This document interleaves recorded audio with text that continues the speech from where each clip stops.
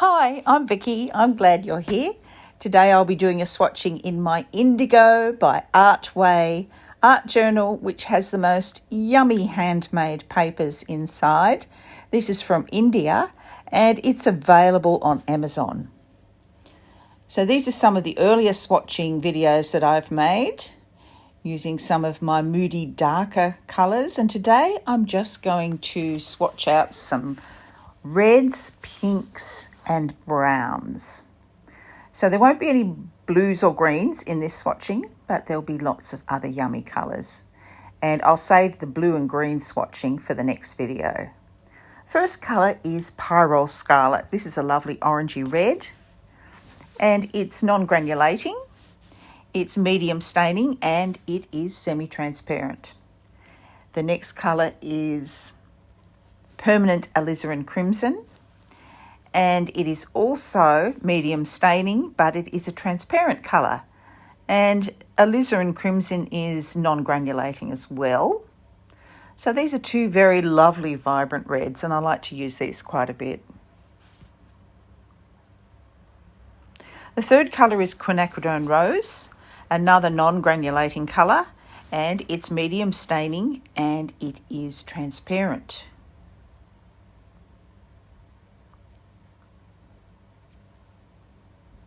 And when I talk about whether it's low, medium or high staining, that gives you an indication of how difficult or how easy it may be to lift the colour off again. So if it's only no staining or low staining, it's fairly easy to lift these colours.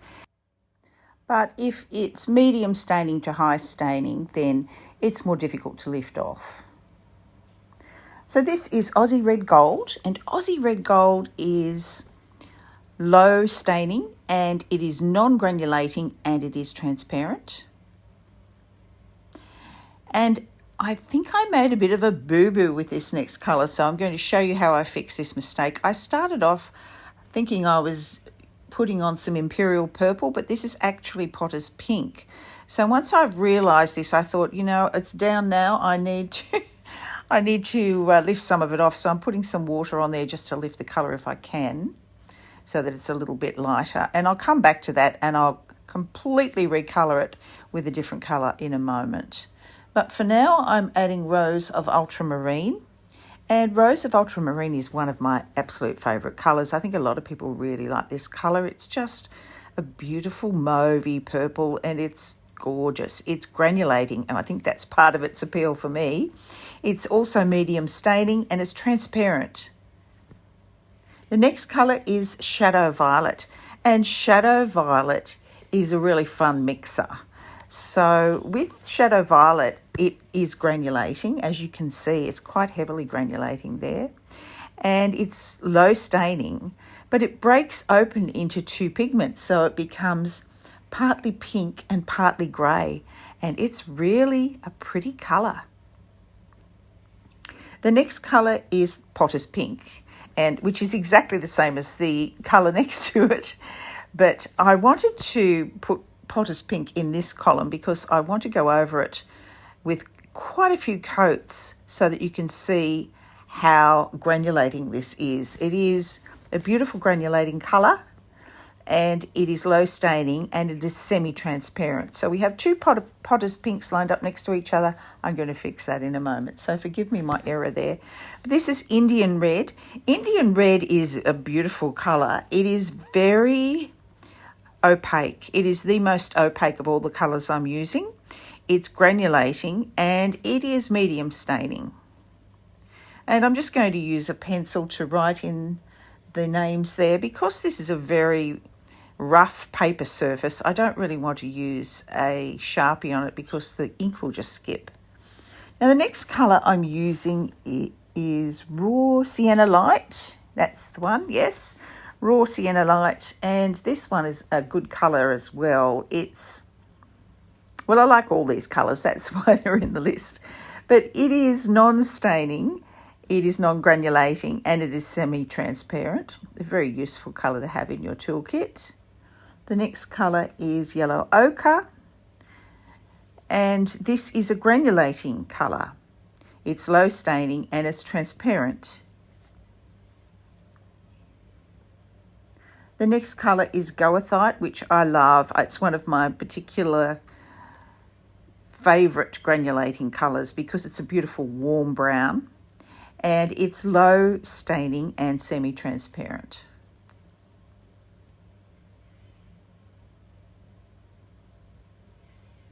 I'm just adding a little bit more pigment into that yellow ochre as well.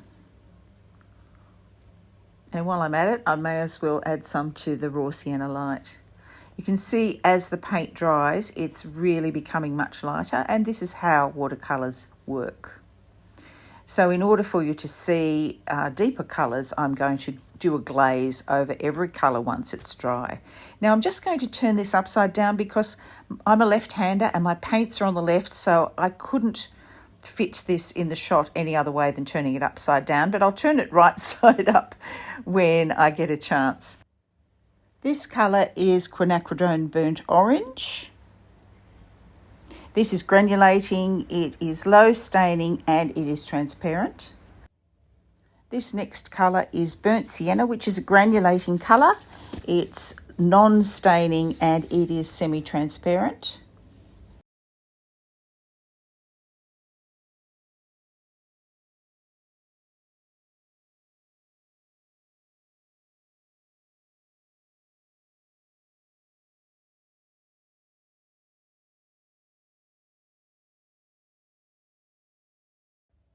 The next colour is burnt umber. Burnt umber is a granulating colour. It is low staining and it is semi-transparent. I love this paper. It's really playing up the granulation on the granulating colours and giving a real good contrast with the non-granulation that's going on with the other colours. This next colour is raw umber. Raw umber is granulating, it is low staining and it is semi-transparent. I love using my mop brush to just drop in some dots of colour there too. It really ups that granulation factor with this really rough looking paper and it's fun to play with. The next colour I'm using is a duochrome colour, which is a shimmery colour. And this is Duochrome Autumn Mystery. It's a lovely copper colour and it's very shiny in real life. It's probably not going to show up that well on camera, but it has a real sheen to it and it's a lovely copper. I really like having a metallic in there somewhere, and Duochrome Autumn Mystery is a good one. Now here's one of my top favourites for mixing, and this is Buff Titanium. I've mixed a lot of my colours with this colour because it's granulating, so you can mix a non-granulating colour with this and it'll give you a granulating finish. And I love granulation. I'm all about the granulation with the Daniel Smith paints. I know people either love it or hate it. I'm on the I love it side.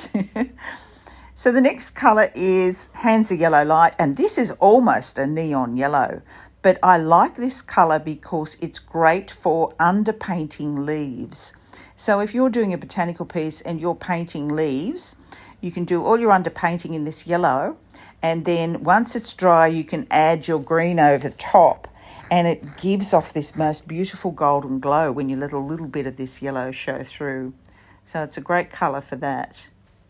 Next is Quinacridone Gold. Quinacridone Gold is granulating, it is low staining and it is transparent. I forgot to mention that Hansa Yellow Light is a non-granulating colour. And next we have Hansa Yellow Deep. And I can finally turn my paper the right way up because it will all fit in the shot now. So Hansa Yellow Deep is low staining and non-granulating and semi-transparent.